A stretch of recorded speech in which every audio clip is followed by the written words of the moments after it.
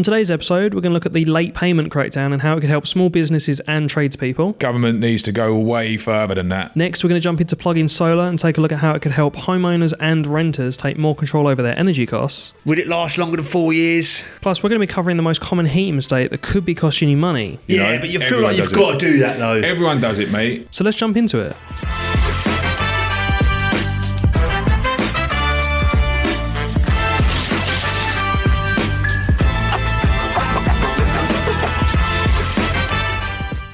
So, mate, the tradesmen and small businesses watching will be pleased to hear that the UK government is finally cracking down on big businesses making late payments. Nice. Tell us about this one, Callum. Yeah, so it's a bit of quite a big deal, honestly. So late payments are apparently costing the UK economy around £11 billion a year, which are linked to roughly 14,000 business closures or around 38 a day. So the new rules are set out to be some of the toughest in the G7 and include a 60-day cap on payment terms, plus mandatory interest on late payments set above the Bank of England's base rate, as well as stronger powers to fine repeat offenders. It's all aimed at stopping big firms using small businesses as free credit, though there are concerns that 60 days could just become the new norm, where it should probably be at 30, not 60. Definitely. Yeah. I know you don't have much of an issue with this, do you? Because we've spoken about it a little bit before, but a lot of businesses struggle with this one. I do with any sole trader or small independent business will be the same as me. Whenever the bigger the company you do work for, it's always 30 days. Then you get to 30 days and you have to start emailing them. Whereas like when you work for just a domestic customer or a smaller business, they just pay you straight away. You know?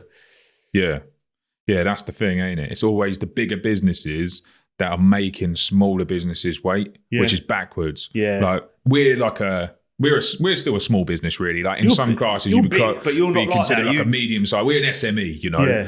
Yeah. And one of our kind of core principles is like, if anyone's smaller than us, we pay them like quick. The businesses I'm talking about, I wouldn't say they're bigger than you. They're the same sort of scale as yours, but it's just like established business. They just take, Yeah, I know exactly what you mean, man. Like we don't do it. We sometimes will delay payment or negotiate like payment terms or extend payment terms with our bigger suppliers, right? Because they've got more. They're in a bigger position. They're bigger than us, so they've got more cash than us, and they're in a position to be able to do that. We don't just do it. Like we talk to them, you know, and we negotiate with them, and we'll like extend out payment terms and things like that, and use them as credit. But we never do it to small businesses or people that are smaller than us. Like you'll notice your invoice when we do stuff. Yeah, you're one of the best payers. Yeah, like when I've done work for you guys, it's literally bang, like a couple of days. Yeah, but other people, that's what I mean. I've just done some work for somebody recently.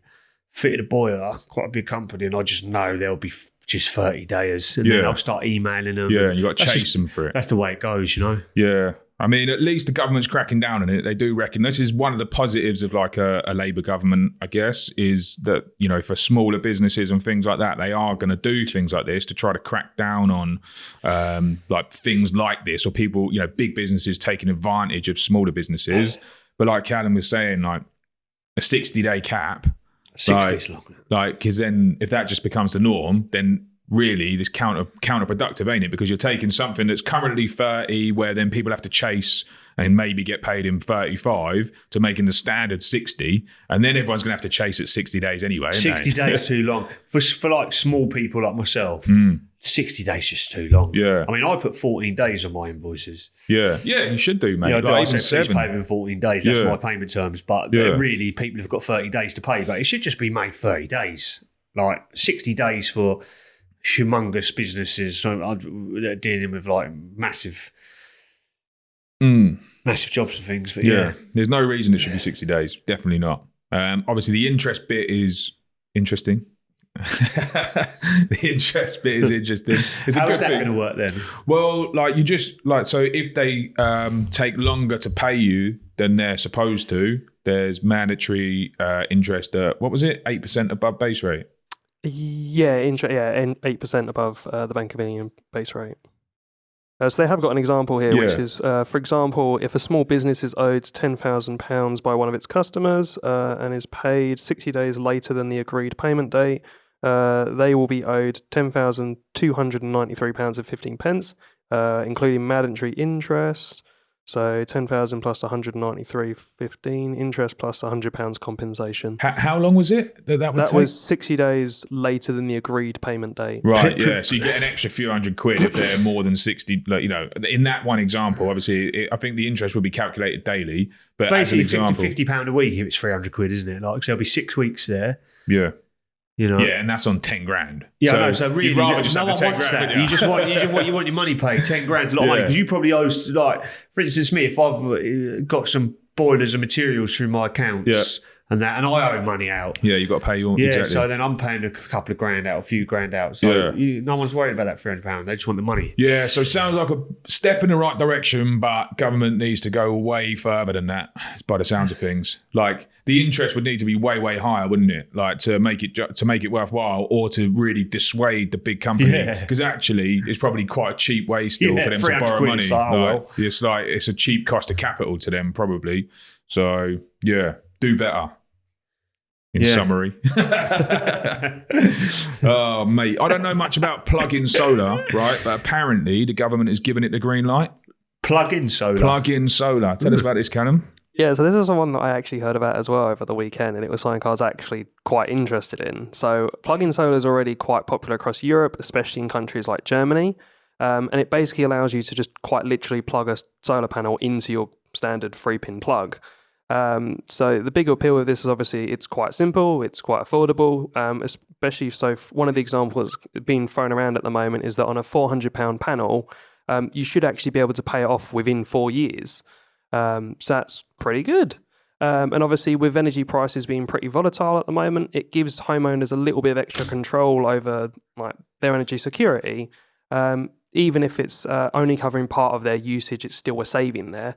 The other big thing as well, it's renter friendly. Like it's not a permanent solution. You can literally lay it down in the garden or off a balcony as well. Is quite popular in Europe. So yeah, it's pretty interesting. I'm curious to see how it picks off. Honestly, definitely. So how does that work then? Like you literally just plug it in, and then how does that? It must as you plug it into your plug, it must be introducing electricity to offset the amount you're putting through and using. Is that how it works? That's to my knowledge. Yeah, I think that's how that works. When you said you get your money back after 4 years and it costs £400, so you say £400 after 4 years, and how do they know that the lifespan of the unit? Because I mean, £400 is in mega money, and You'd have to make sure it's got a decent warranty on it, wouldn't you? At least 10-year warranty. Yeah, most things only come with a year warranty, though, don't they? 12 months. Yeah, like when you buy things like solar panels. Yeah, like that. I'm not too sure, but would it last longer than 4 years? Don't know. Is I reckon it would. Tried and tested. Have a quick search, Callum, see if you can see any that.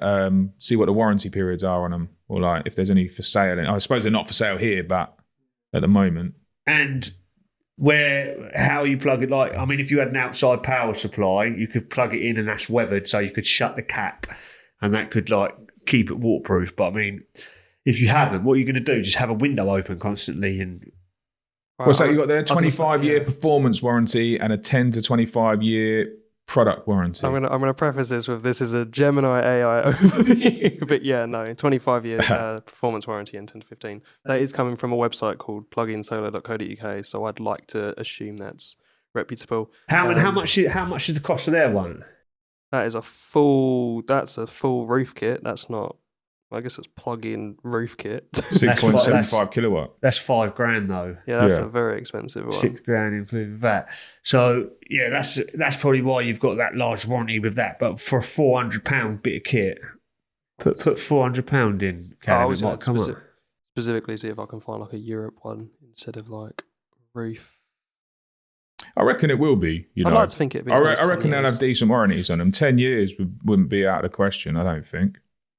For something like that. Yeah, I suppose they're not killing money. They just post you a new one if it breaks and they take the old one back, don't they? Yeah, and I reckon they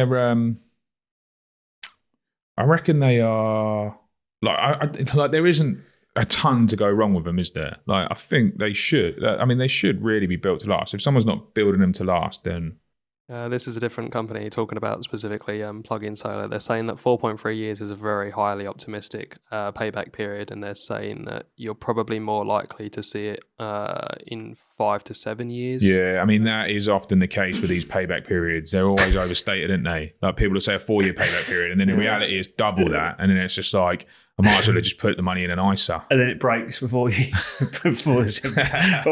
fifth year.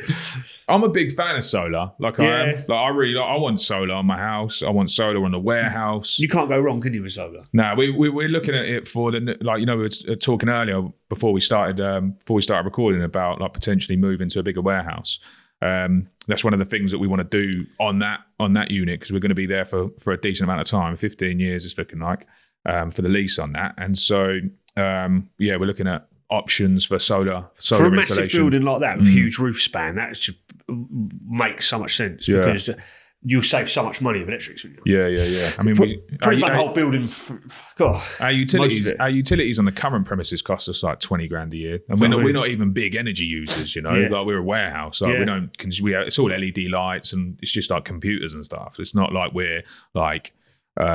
I don't know, like certain sort of producers of things, like factories where they're like, I don't know, bottling stuff or like got a lot of hardcore machinery. Yeah, like proper, like they're using like tons of energy, ain't they? But even for us, it's still like it's quite a decent expense, like 20 grand a year just on energy costs. So if we can save on that and we can get a decent payback on solar, we'd sometimes you can sell a bit back to the grid as well, can't you? Yeah, exactly. But you're thinking about getting some of this plug-in solar for your flat, yeah?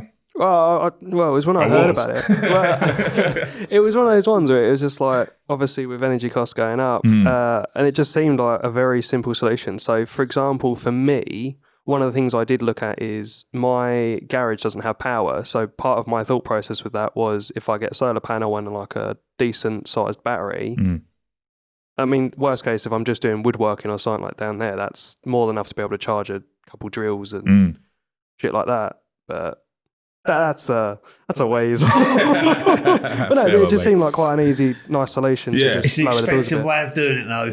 What, for solar? For a garage. Oh, for you a got to garage. think, it's the kit, the battery, the inverter, the solar panels.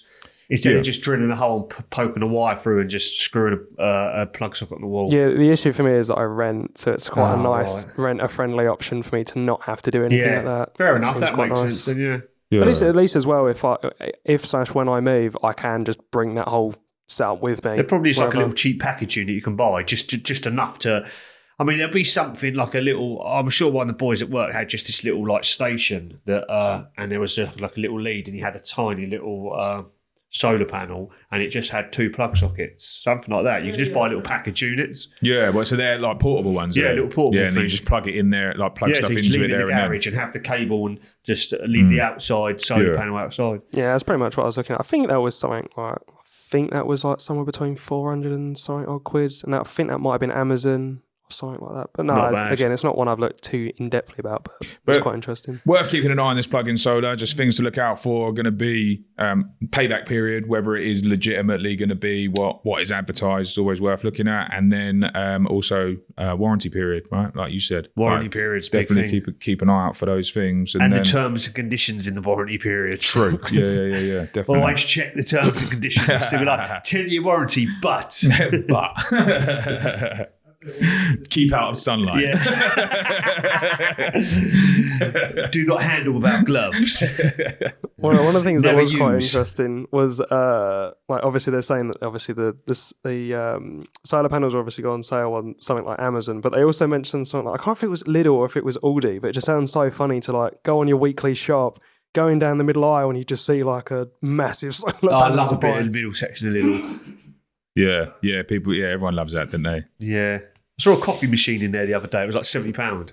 Was you tempted? Yeah, and it had like the steamer bit and all stuff like that. Because I want to get one tonight. But I don't know whether to go like high end or just start with that. Yeah, I reckon start with a 70 quid. Yeah, but what appealed to me was I think a lot of the insides it was metal because I don't want to like have like too much plastic. So I'm on the whole microplastics thing. I'm trying to drink more out of metal containers and stuff at the moment. Yeah, I know what you mean. Because I was watching this documentary the other night and it was all about nanoplastics now. Oh, don't. Because they can only break down to a certain amount. It starts off as microplastics and then it ends up as like nanoplastics. Yeah. Now they're saying that literally it's everywhere. Yeah, and like once it's in your body, apparently you can't get rid of it. Kids have been born and they've already got nanoplastics in them Yeah. from birth and stuff. Yeah, That's yeah. how bad it's got. Yeah. Yeah, it's a tough one, that. Right, you're going to be disappointed about this one. Go on. Apparently hydrogen is off the table. Well, do you know what, actually? You saying that, I actually saw a thing last night that they've just found the biggest reserve ever of underground of hydrogen in like Mali. Really? Can we have a look at that? Mali. MALOI. Apparently like the biggest, enough to supply the world of hydrogen for most of what we need for a long time. Apparently UK government's saying it's Might be, yeah, but it's not happening in the UK, but that's only the existing government. Obviously, that can always change in future. this was on Twitter though, so it might not be a reliable source. White hydrogen. Could this cheap, clean fuel reshape global energy? I think it was underground hydrogen reserve found in Mali. Yeah, I've done it. So like, it was a search for specifically like. Oh, yeah. Oh, there's something here. Yeah, I think they're both very small. That's probably not a good sign.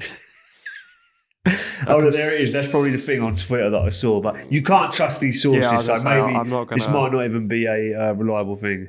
I've no idea who this guy is or what his credentials are. To be I think that might be it, though. What does it say? Because this is in the news again. The natural hydrogen basin in Mali is a stunning national resource, but it's one for which there is... I'm reading this terribly. But it's one for which there is, as of yet, no real international market nor technology standard to move it around and convert to use outside the communities directly over it. Yeah. Right. So it's a bit of an issue in terms of like transportation, in Probably terms of getting out of the ground infrastructure as well, yeah. Like the infrastructure is not there for it. It does require like a significant investment to transition to hydrogen. So what the problem is government's saying- producing it at the moment. Obviously, if you can find clean like natural hydrogen like that, I mean, it's a different story. But potentially a different story. But as I understand it, like it costs so much energy to get it into a state that you Reclaim can it and actually stuff, use yeah. it. That it's just not worth doing. That's what I've been told anyway. Although there are still people researching it and looking into it and trying to find ways to improve on that, which is like anything, ain't it? Like at a certain point, you know, the sun has always been there, but at a certain point there was no way to harness the energy, right? Now there is, and now it's become cheaper and cheaper and cheaper to do. That solar is a much more viable option than it once was. So you can never say like never. But it does seem that the government is currently saying here in the UK it's off the table. Callum's going to tell us about it Because obviously I'm big in this industry, being gas, Yeah, and we kept like being told that it was going to move towards hydrogen, and there was in the gas safe mags and stuff. They was trialing it on new build sites. So this will be an interesting one for me to be educated on.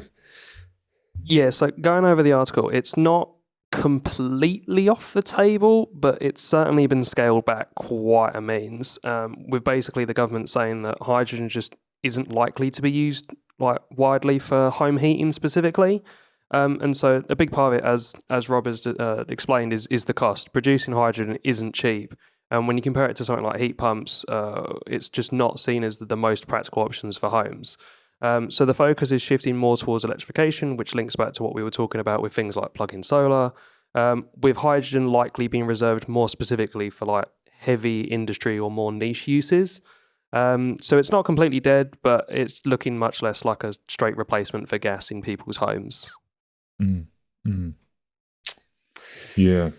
Interesting. Yeah. There's a lot of complications with hydrogen, isn't there? There always was. You know?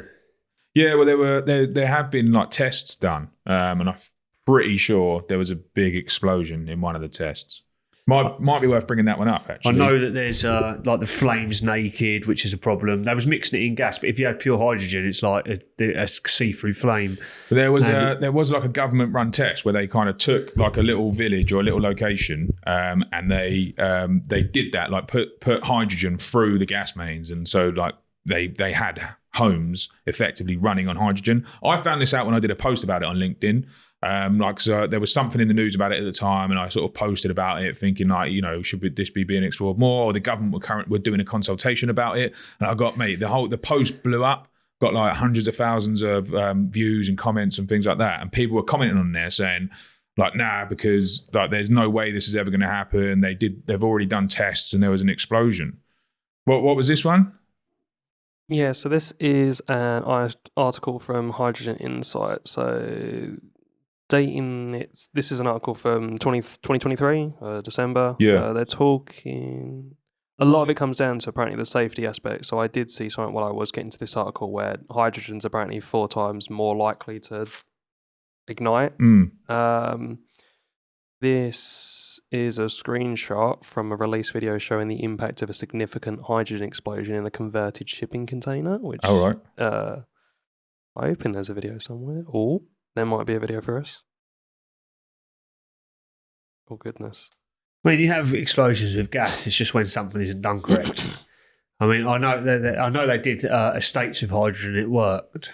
Yeah. Whether they continue because it's not logical or it's not logistical to get the hydrogen, like you say, and convert it and things, then I think that's the main reason. Like it's too expensive, isn't the it? safety thing is obviously an issue. But there's something called Redbridge. Like it was a government tested test site where they were doing, or they were going to like basically set up a little hydrogen town called Redbridge. Yeah, they have done hydrogen new build up north. They've done estates. Yeah, like little town. Estates. Yeah. This is what I'm talking about. I can't remember if there was a safety issue in one of these, or maybe they put it off due to safety or something. I can't remember what it was. There's an article here from the BBC from 7 days ago that seems to mention something to do with that. A plan for 300-mile hydrogen pipeline revealed. Yorkshire, Humber into the East Midlands. The thing is, they're going to have to. They're not going to be able to convert all the old-fashioned homes to heat pumps, and people are going to continue using gas. So they're going to have to try and make that gas greener. Greener with less carbon. So they probably will at some point still introduce hydrogen to the gas supply, but maybe just like they said, 20%. Like 20% mix or something. Because look at this. They're talking about massive hydrogen like lines they're putting in on. Yeah, this was a plan. It didn't go ahead, or hasn't gone ahead yet. I don't think, is it? Yeah, this was an article that came out about a week ago of apparently National Gas has plans for a 300-mile hydrogen pipeline along the east coast of England. It seems to be an attempt to sort of try and help reduce the cost of hydrogen from a transportation standpoint. The proposed project directly addresses this challenge by enabling the transport and distribution of hydrogen, thereby supporting market growth and improving overall system efficiency. By strengthening infrastructure, it will also contribute to reducing the cost of hydrogen over time. So it seems like potentially mixing both of them together, they don't want to move ahead with it quite so aggressively, but they're still putting things in place to potentially. But that's very much my assumption. Well, there's definitely people in the private sector that want to do it. It's just government are effectively saying in that article that we just looked at that they're pretty much saying no. It's been under government consultation for a while, and I think this government definitely are not going to give it a green light, and they're not going to push ahead with it. You'd need a different government, like looking at you'd need a completely different government to the current one, because this one is fixed on electrification and renewables. So if a Labour government gets voted in again next year, and then again, like say you had 3 terms of it would probably be too far gone at that point. Whereas if you changed government at the next election, they could potentially unwind a lot of the stuff that's already been done and then move in a different direction. There'll come a certain point. Excuse me. There'd come a certain point. It just wouldn't be possible though, right? It would be too far gone, and any new government coming in would just go, we'll just have to carry on this path now because there's so much been invested in it already. And this government's obviously trying to steer things in that direction. So it really just depends how many times they get re-elected, or a type of government with a similar perspective gets re-elected. But it is what it is, isn't it? Yeah. If it does end up like a full transition to electric, or full electrification, we are talking still probably another 20, 30 years to get to that point. One day it will be.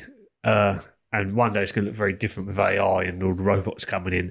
Yeah. I think, like we said on the previous podcast, drastically things are going to change in our lifetime, and it's going to look very different. Yeah, I think so. Yeah, We're going to all of a sudden go from, it's taken us like 50 years to like get to a point, well, longer than that, hundreds of years, where all of a sudden we've just hit this massive digital technical age, and then all of a sudden we're going to jump probably what we did in the last 100 years in 10 years. Yeah. Like, if things are going to feel all sci-fi, and things are going to start looking like, like in America, like taxis driving you around without a driver in, like cyber taxis. Yeah. And think soon there's going to be bots walking around programmed with AI and things. And when AI really starts hitting off like it's going to, it will start solving all these problems for these energy issues for us, and it will design all these power plants better than we can, and things will start pioneering forward at a much quicker rate. We'll crack fusion. Well, they probably have already cracked fusion, but the energy companies hold it back. You ever seen that documentary where there's that guy in America, and he's basically, they go into like this deep in this like unusual little hillbilly state, and there's this like weird little town, and like everyone does everything for each other for free, and they don't really use money out there. And it's like this guy, he's set up this outsourcing website where everyone just like puts all scientists put their like sources of information up, and he's built like a fusion reactor in his basement. Is he? Yeah, out of like an old telescope, and he turns it on and all stuff, and you see the little fusion ball in there, and then like he starts getting all paranoid and showing his gun collection, because he's like, if they come for me, man, I used to be a sniper, I'm just warning you. And then he starts going outside showing all the traps he's laid out for if they come from the energy companies and that as well. It's like 20-minute long thing on YouTube. I said it's just good. But I reckon they've probably got them technologies, but they're held back. Probably. What's this you got up there, Callum? H105. I've heard of that as well. Yeah, so that was actually mentioned in the article we looked at about hydrogen. So that apparently is supposed to still be going ahead and depend on a decision. So yeah, that's another little test site, in Scotland. Yeah, so that's around 300 opt-in homes through the new network, laid parallel with the existing natural gas work. The hydrogen used will be green, produced by an electrolyzer, powered by an offshore wind turbine. The website still seems to be showing everything like it's going to be going ahead and everything, so that seems like that is still a test, and because they're all opt-in, so... Yeah. What do you think the next big technologies that are going to come out? Like things are like sort of, it's the same old, like phones, it's the same old every time they upgrade it. It's just the same old Apple with like a new iOS system. Yeah. Obviously the next big things is like going to be self-driving cars. But yeah, I mean the self-driving cars are there already. So they reckon that they're launching, I think Waymo is launching in the UK pretty soon. There's also Wave, which is a UK autonomous vehicle, autonomous driving. What is it called? So I think autonomous vehicle company. Yeah, I think I use the app for the bikes. Like sometimes I go on the old e-bikes. I think they're Wave. Are they? Yeah. So Wave or Waze, I think is it Wave or it might be Waze? I think they've partnered with who have they partnered? They've partnered with somebody anyway, and they're a UK company, and they're going to be launching in London this year. So it's all happening, man. The driverless vehicle thing is happening. Driverless taxis and all that is happening.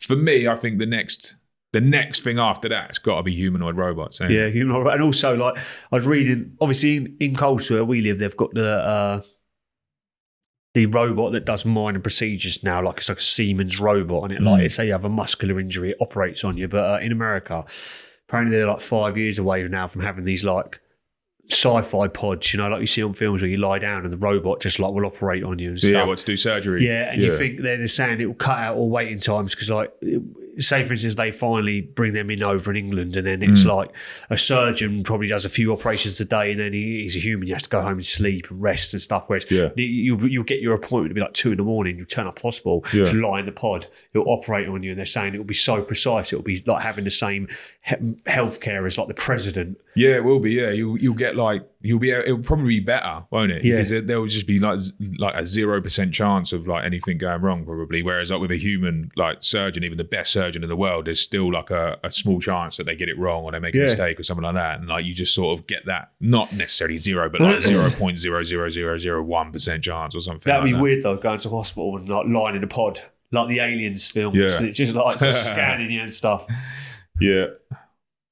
We get used to it quick though, don't we? Like Yeah. change, we adapt to change really, really quickly. Like before you know it, like things like driverless vehicles, to some people it's like really scary. But then I think as soon as you've been in one or two, you know, it'll just become It'll normal. be the won't it? norm. But I just wonder what the next domestic sort of like. I know, like one thing is, you know, like you got the little robot vacuum cleaners that go out and they like sort of go back in the little bed, don't they? They're not the greatest. Have you got one? Yeah, we had one. We had one at the office. It just kept getting stuck. Like, you know, I get like a little notification on my phone saying like, "Oh, Help!" The robot's got stuck." It's just like, oh, fuck's sake! Might as well just hoover myself.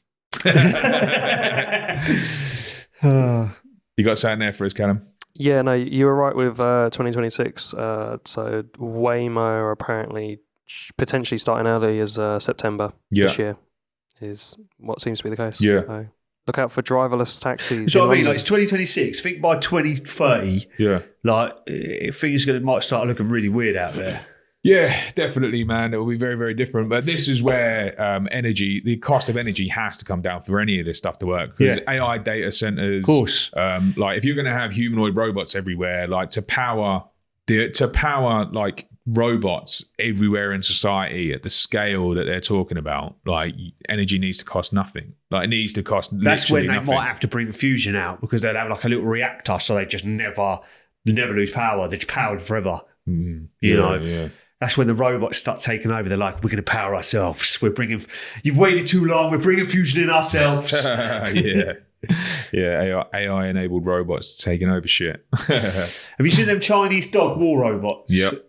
God, they're smashing it out there. I saw recently they brought them on stage and like the humanoid ones doing flips at like a dance contest, but then they've got the little dog ones that come out with like the machine guns on and stuff. Yeah, some of the Chinese robotics companies are look to be ahead of anybody in the world. It looks to be the case. Yeah, but it'll only be a matter of time before everyone catches up. Like even now, like warfare is effectively drone. It's already kind of like edging into sort of drone warfare and all of that. Like, so probably wars of the future will just be robots fighting each other. Yeah, we can just stay at home.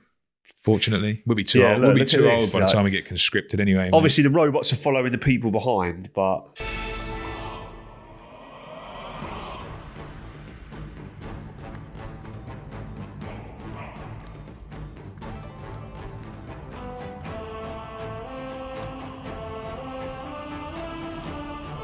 You wouldn't want to fight one, would you? I just want to take one on a night out with me. Yeah.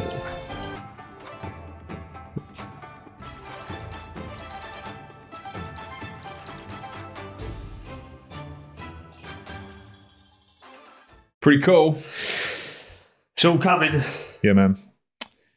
Yep. So if things are coming that advanced with robots and things, I mean, anything could change in the energy sector just like this, really. Exactly. Heat pumps today, what could be next? Yeah, I don't know, but I do think whatever it is and whatever it looks like, it's going to be electric, I think. Yeah. Oh, yeah, definitely. Yeah, everything's going to be electric. Right, should we play the next game? I'd love to.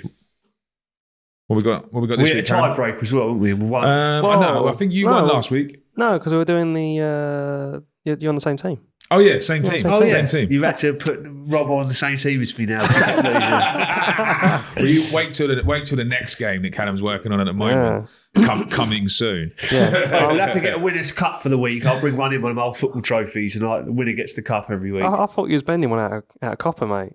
Oh yeah, I'm sorry. That's what I'm going to do. Actually, I haven't got the skills really. Oh, you've got the monument pipe vendors. So obviously, following on from last week's quiz, you guys are working together. I am going to give you 3 clues towards what is the issue with the heating system. Again, just like last time, you can confer, but I am taking one answer per round. And obviously, every round I give you a clue that's slightly more obvious. 3 points for the first clue and one score for the 1 point for the last clue. So for round 1, we'll do 5 rounds. So the radiator heats unevenly is your first clue. Chap there. Wait, we're supposed to be consulting. Yeah. The radiator, just one radiator heats unevenly. Yeah, which is so I was talking to James. There wasn't an answer. Is it a design radiator? It probably must be. Trap there is probably going to be too obvious. Yeah. Well, either that, or it could be, if it's a design radiator, it might not have the diverter piece in there. Might not. Yeah, it's a good one. Yeah. Should we go with that? No, it might not have the diverter piece in there, or heating unevenly. It could be partially blocked because it's like it needs a power flush. It could have a lot of sludge in there. And there's like part of the panels have got sludge in them, so some are heating up, some are not. Yeah. Which one are we going to go with? We're going to go with diverter. Yeah. Let's go with diverter. Diverter? It is not a diverter. Oh, it's not diverter. Right. Clue 2. Bleeding the radiator doesn't help. Okay, so it's not air. It's not a diverter. It's got to be sludged up then. It's got to be blocked. If it's heating up unevenly. Yeah, go on. Go with that. Yeah, if it was like radiators heating up unevenly, it'd be something like the valve, because it's like that one's taking ages. But if it's just one radiator, like half it's getting hot, half not, it's got to be blocked. So, blockage, it's like sludged up. Yep. Sludge build up in the radiator was the correct answer. Could have got it on the first one. Yeah, we could have done. It's not. It was mine as well. No, it was good. You were on the right track. You worked it out. And then, the third clue for that one would have been the bottom of the radiator stays cold. I can't get over how effective this electric radiator is. Yeah. That is so good. It's literally, I can't put my hand on there. It's that hot. And it's literally, why can't people fit more of these than all these expensive heat pumps and stuff? The only downside... Is it use a lot of electricity? No, but the benefit of a heat pump or something over and above cheap, a panel, an electric heater is like, this is 100% efficient. So you put 1,000 watts in, you get 1,000 watts out. We spoke about this before, but like with a heat pump, you put 1,000 watts in, you can get up to 5,000 back. Out. Do you know what I mean? It's like up to 5 times efficient. So that's the genius of heat pumps. That's why they're promoting them and pushing them. Obviously, the upfront costs are high. The cost of the units and stuff like that currently are high, even though the manufacturing cost is really low. But eventually, I'm sure those costs will come down because probably people are mainly just taking advantage of the grants at the moment. If you didn't have a grant, they'd probably be way cheaper. Yeah. But anyway, that's another topic. Right. So for round 2, the heating turns on but switches off again quickly. Oh, heating turns on but switches off again quickly.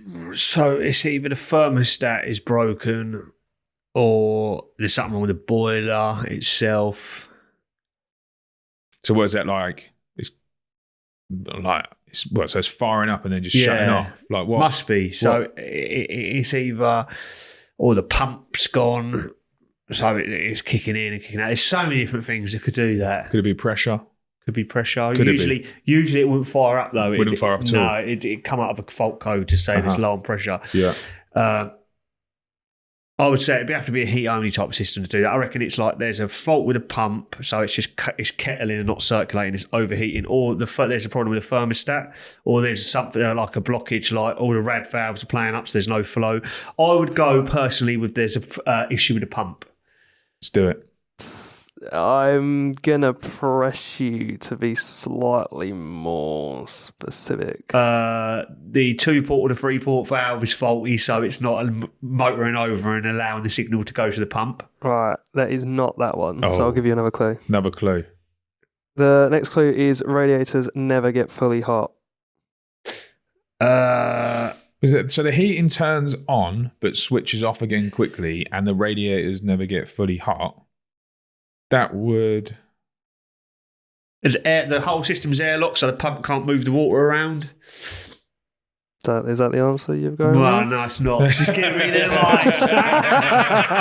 It could be, though. It could be tricking you with the eyes. I know. I could be an ace at poker. Yeah, you don't know. Literally, you're in the wrong game, I tell you.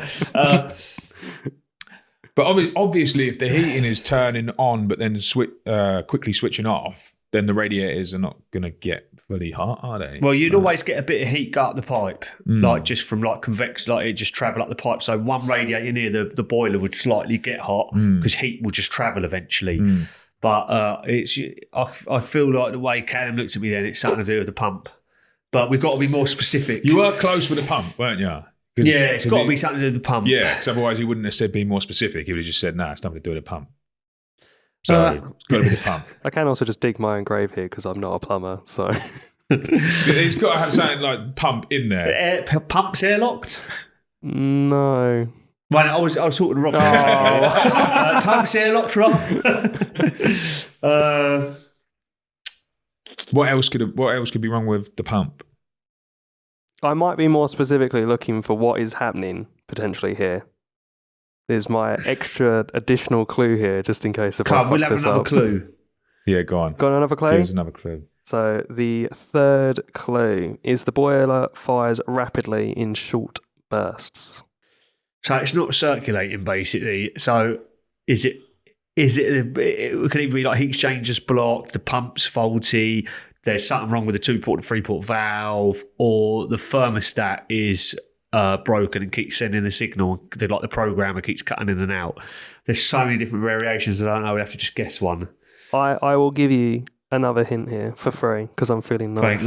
I think you are looking at this way more specifically than I think. You told us to be more specific, Callum. Yeah, but now I've heard James's workflow, how his brain's going about it. Boiler fires repeatedly in short bursts. Like, because when you say short bursts, I'm thinking like it's cutting in for like 10 seconds, 5 seconds, then cutting out. Are you talking short bursts as in like a couple of minutes at a time, or? Heating turns on but switches off again quickly. The boiler fires up repeatedly in short bursts. So maybe all the TMVs are in the wrong positions and they're all shut and there's only one radiator open, so it can only circulate through one radiator or something. If that was happening, what would that cause? Short cycling. There we go. Oh, that's well done, what I mate. wanted. Well done. Yeah. I wanted the boiler with short cycling. Boiler short cycling, fair enough. That was it. So I'm glad I managed to slightly press you. Yeah, it was one of those ones where it was like, I don't know, like, specifically here. How many points do we have for that one? That is a 1. That is a 1. I imagine people watching would have been shouting at the fucking... It's short cycling! Do you know what I'm thinking? Because I'm thinking like it's cutting in and out like 10 seconds a time, like it's overheating, but... Yeah, it's one of those ones where I was like, I want to try and help you here, but I don't know specifically enough about it to help. Where it said like boiler cutting in and out quickly, I was thinking it's like cutting in, overheating and going out, which probably is still the case on short cycling. People will be like, God damn it, you should know that. For round 3, our first clue is customer says upstairs radiators take longer to heat. Upstairs radiators take longer to heat than downstairs radiators. Well, upstairs radiators heat rises, so it should always be... Upstairs radiators take longer to heat. What about if it's on a separate zone, maybe? Yeah, it could be. But they're still getting hot. If it was on a separate zone, usually the 2-port valve would be broken and wouldn't allow heat through at all. Right. Unless it's like letting a little bit by, which is very rare. I would say like the power of the pump sort of pump will still work even when it's got old, but it lost its sort of power push. Okay. So like the... Body pump then? Yeah, the what's the correct terminology for this? The head, you know what I mean. The pressure. Is it something to do with head? The performance of the pump has lost its like performance. No, so performance? Yeah, I'd say like the pump needs replacing. Yep. It is not an issue with the pump. No, not the pump. So next clue. The heating system was recently drained. Oh, so it's airlocked upstairs then. Gone in. It's airlocked. It is, yeah, it's air trapped in the system. Well done, mate. There you go. The third clue would have been radiators upstairs make gurgling sounds. Nice. It's always difficult to get it from the first one. Yeah. It's practically impossible. It's designed that way. It'd be too easy if it was. Yeah, we like them hard. This is good. We don't want it to be too easy where we just fire them every time. The hot water works normally in this fourth situation. The hot water works normally? But the heating doesn't. I take it. That'll be the next question. They're getting even harder, man. They're getting like cryptic. It'll be the 3-port valve's faulty. Hot water works normally. It's just cryptic. Yeah. If it says like the hot water works normally, there must be something that's not working normally. Yeah. So it's got to be the heating, which means like on a combi, you'd never have the hot water work. Well, you might do, but you usually wouldn't have the hot water working and the heating not. It's usually the hot water doesn't work and the plate heat exchanger is scaled up. So it'd probably be like a more traditional system, like a heat only system with a cylinder and an airing cupboard, which has a 3-port valve. So the 3-port valve stuck in the hot water position, or it's not motoring across to the heating side of things. So I reckon the 3-port valve's faulty. Go on then. I will let that slide. Oh, well done, mate. Well done. So I have a faulty heating zone valve, which I'm assuming is... same type of thing. Like if you either get a wireless plan, so... Well done, mate. You got it similar. on the first, got the most cryptic one on the first one. So the other clue would have been heating doesn't turn on when the thermostat is raised, and the other one would have been system uses motorised valves. Would have been all your clues. So no, nice. So 5th situation. Let's have a look-see here. Final round. Yeah, final round. Before we go into the new game, but that's spoilers. So, customer says heating feels weaker after a radiator change. Maybe they ain't sized the radiator properly. Heating feels weaker after radiator change. I mean, from a radiator perspective, I would normally think that's been undersized. This is your question here. Because this does happen fairly commonly. People will just swap a rad for something like a not check heat undersized. Yeah, they'll undersize it. Yeah, that's what I'm saying. So like they'll swap it thinking that it's the same physical size maybe, but it has a lower heat output or something like that. So effectively they've undersized it. What do you reckon? I reckon you're spot on the money there. Oh, Callum. You should have made that the answer. Oh, no, it was a good answer. It was a good answer. It was a good answer. But the new radiator is much larger than the older one. Okay. The new radiator is much larger than the customer says heating feels weaker. How can it feel weaker when the radiator is larger? Could be. Single panel, but it looks bigger or something. Could be that. But that would be undersized still. So it could be. I mean, it could be balancing. It could be just like balancing. Oh, we still haven't worked the answer out here. No. Oh, I thought that was the answer because it's right.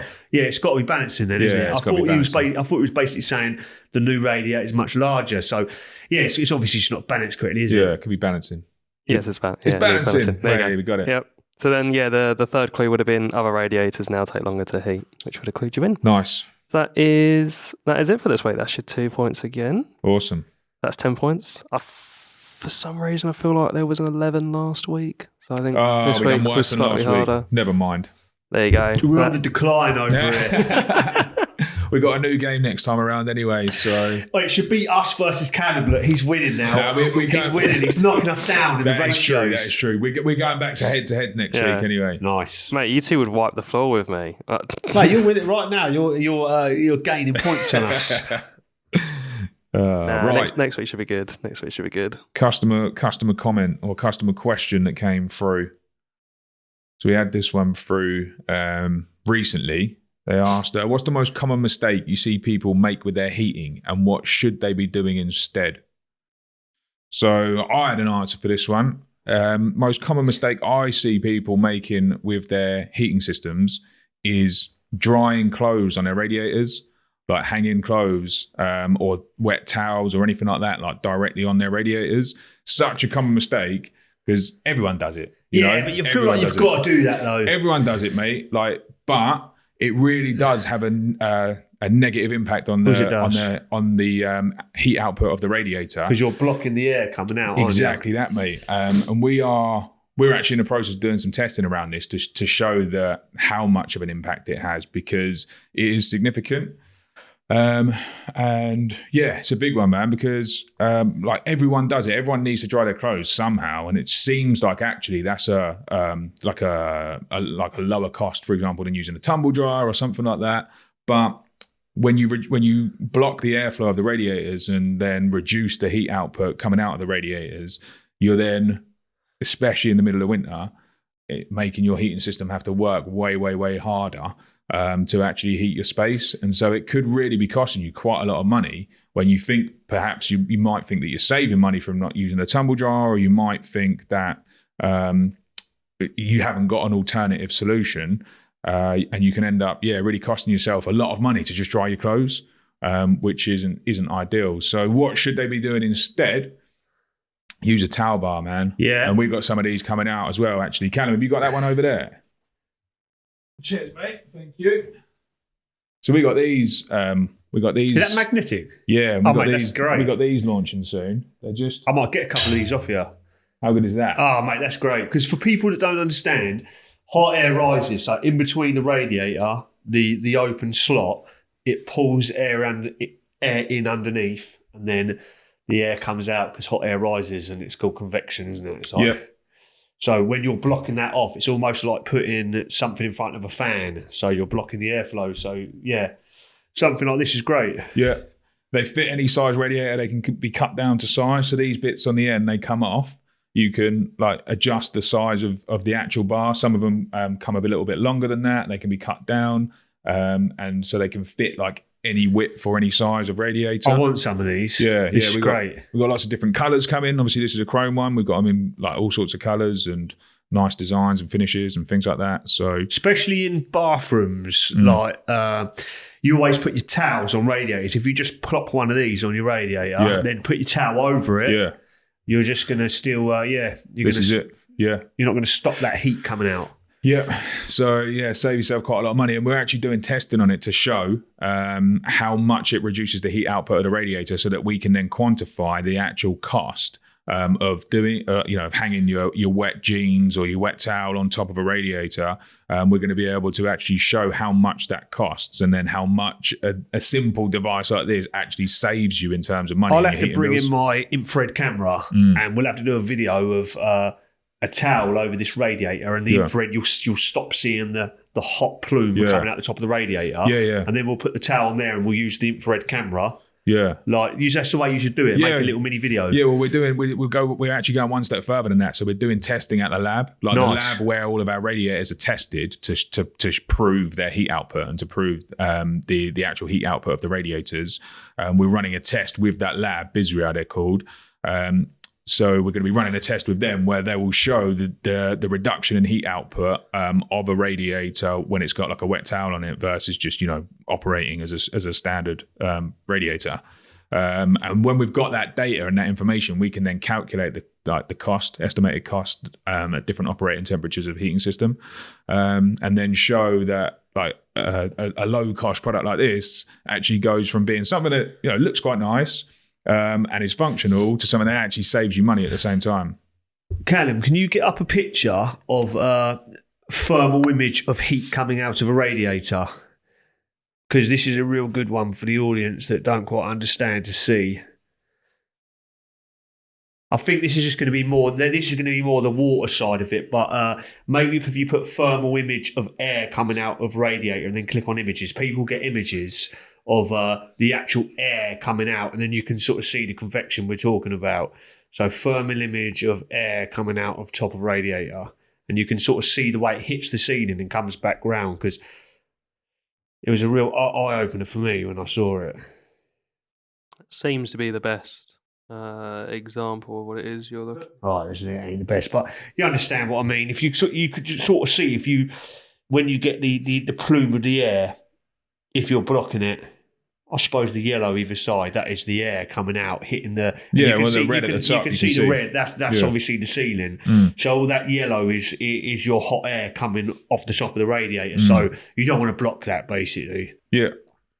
And obviously if you put something over the top, you're just going to lose all that yellow. And then you're just not going to be heating the room. Absolutely, mate. Question for the audience. Question for the audience. I have to think about this.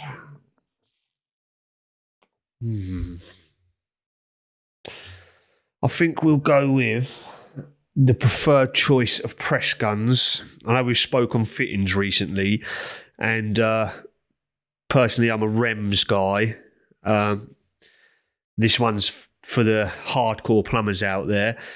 What's your preferred choice? I know Milwaukee make one. There's Nova Press. There's REMS. There's some other brands that I might not be mentioning here. But yeah, what if you are a press guy? What's your preferred tool? Why do you prefer it? I personally like the mini rems. You can twist it, it gets in spaces. I know some of the other like Nova Press ones are quite long, and people don't like them for that reason. So yeah, what's your preferred choice? Why are they suited to you? Why do you prefer them? And yeah, give us some comments and follow and subscribe.